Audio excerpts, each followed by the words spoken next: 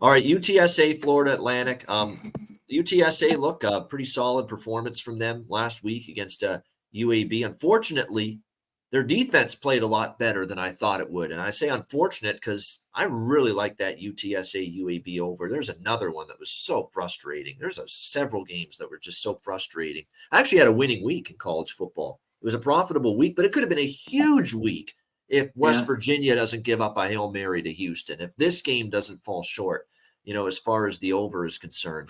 And that one was on pace, but, UTSA tightened up on defense and UAB really struggled on offense in the second half. But that's a good sign for UTSA. And Frank Harris has played good now. He looks healthier the last couple of weeks. That UTSA offense has been better.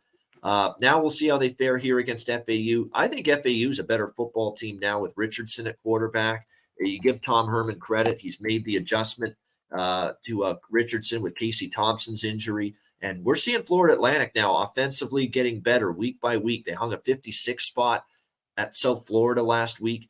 They're 2-0 straight up in ATS with Richardson under center. Remember, this is a guy that played a lot of football at Central Michigan. So he's a very experienced quarterback.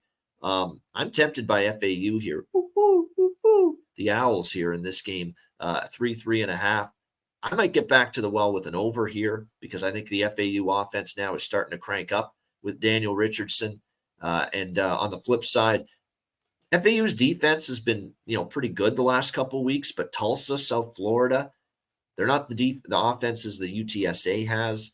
And let's not forget they got 48 given up to Clemson earlier this season. So, the defense is going to be put to the test here. I think it can get up and over the total between these two teams. But I'm leaning FAU a little bit here in Boca Raton, home to underdog spot. What do you think here, C-Mac? Yeah, I certainly looked at this last night, but I thought UAB just crumbled in the second half. That was, I guess, the best at home UTSA's looked. And at 31-20, I thought there'd be a couple scores to get over, and UAB would be right in that game. But that didn't happen at all.